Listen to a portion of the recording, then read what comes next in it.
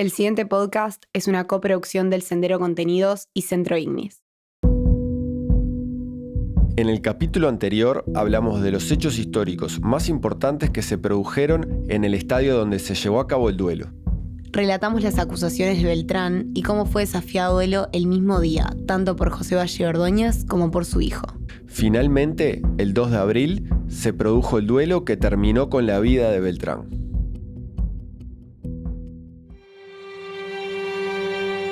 Valle Ordóñez quedó impactado por el desenlace del duelo. Su hijo César, al verlo con vida, se acercó a abrazarlo, pero su padre lo detuvo y le dijo: «No me abraces, acabo de matar a un hombre». Mi nombre es Roberto Suárez y esto es El Duelo del Siglo, un podcast sobre el enfrentamiento a muerte entre José Valle Ordóñez y Washington Beltrán, en un tiempo donde los duelos entre los más destacados políticos eran tan frecuentes como ilegales. Capítulo 4. Ley de duelos. ¡Extra, extra! Murió en un duelo el Dr. Washington Beltrán. Toda la información en el diario de la noche. La noticia trascendió rápidamente. Elena, la esposa de Beltrán, ahora viuda, recibió sin aviso la visita de su hermano y esposa. Ellos le dieron la noticia. Elena temía que hubiera un duelo, pero nunca imaginó ese desenlace. El editorial del día siguiente del diario El País habla de la capacidad y los dotes políticos que tenía el joven parlamentario. En ningún momento se nombra a Valle.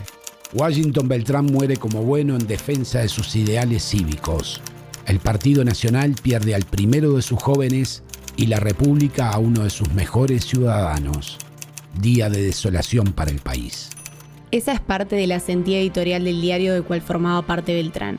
Por otro lado, el diario El Día tituló en una columna: El duelo trágico de ayer. Muerte del diputado Beltrán. Prisión para el señor Valle Ordóñez. Valle fue detenido en la cárcel correccional. El cortejo fúnebre de Beltrán partió del Cabildo rumbo al cementerio.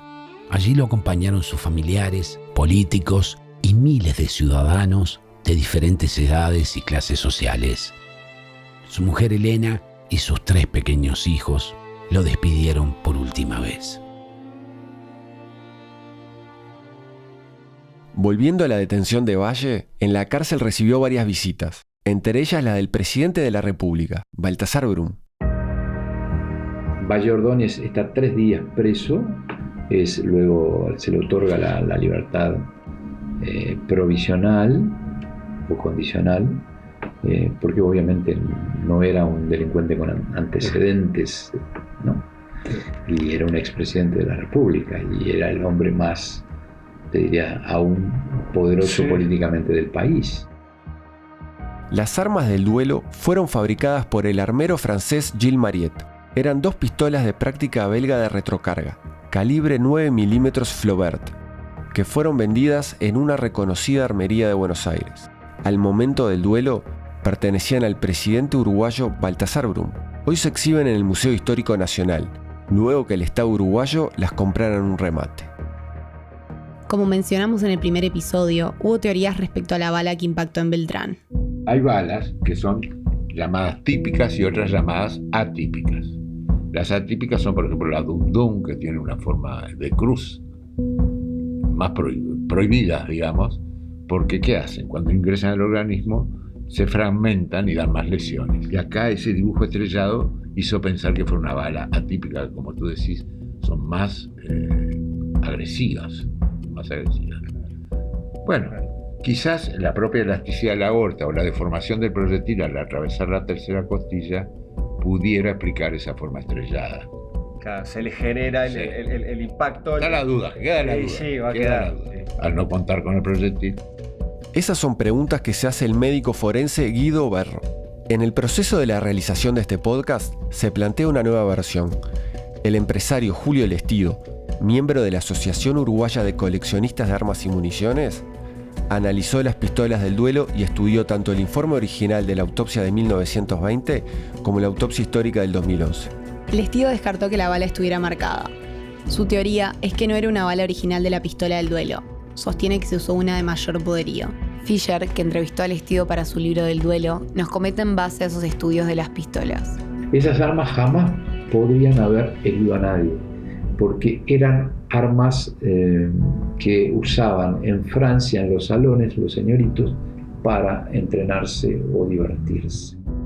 Lestido sostiene que las balas originales de las pistolas del duelo carecen de pólvora, por lo que no es posible que puedan matar a una persona. También consultamos al licenciado en Historia Ricardo Hortman, asesor del Museo Histórico Nacional, y coincide en que la bala que mató a Beltrán no habría sido la original del arma. Las originales eran pequeñas y lentas como para matar a una persona. Preguntas, estudios y teorías que hay sobre una bala que se perdió en el terreno y a la cual nadie pudo acceder. Al mes y medio de la muerte de Beltrán nace su hija, un 21 de mayo, la misma fecha en la que cumple años nada menos que José Valle y Ordóñez. Hay quienes afirmaban que el disgusto que le generó a Elena esa coincidencia hizo que por varios años le festejara a la niña el cumpleaños el día 22. Es más, a Washington, hijo, le cambiaron el nombre, claro, porque era Jorge Washington, le decían Jorgito, de la muerte de su padre. Algo terrible, ¿no? Sí. Visto con los ojos de hoy, sí, y la psicología de hoy.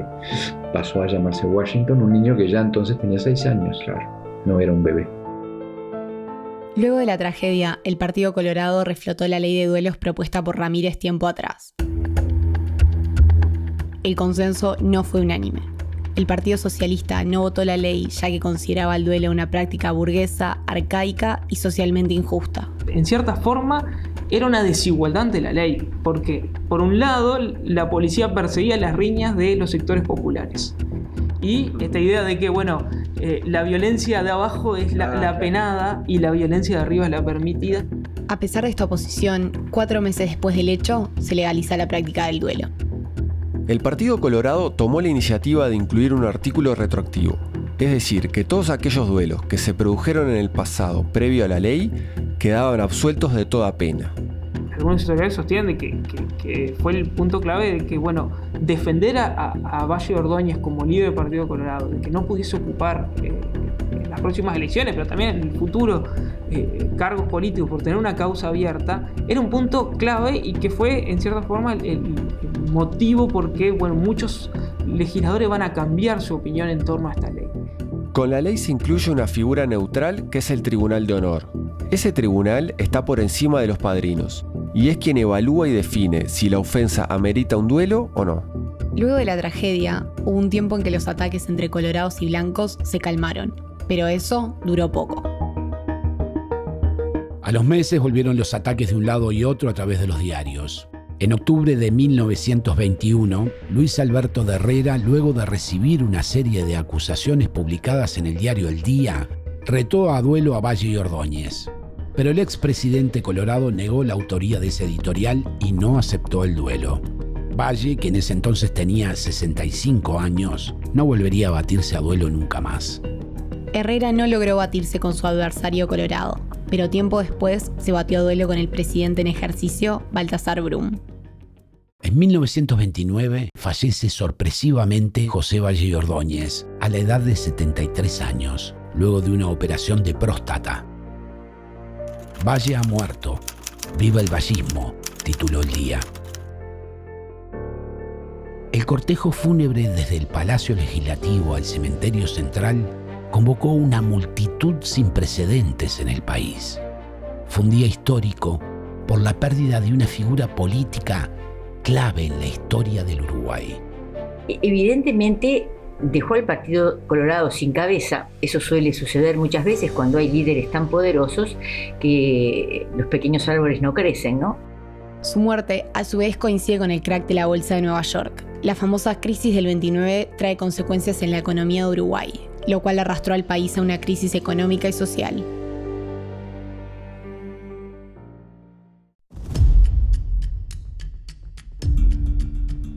¿Qué pasaría con los duelos a partir de la muerte de Valle en un mundo que se modernizaba y en el cual esa práctica tendía a desaparecer? En Uruguay aún persistían. En la década del 70, dos futuros presidentes de la República y el fundador del Frente Amplio se batieron a duelo para redimir su honor.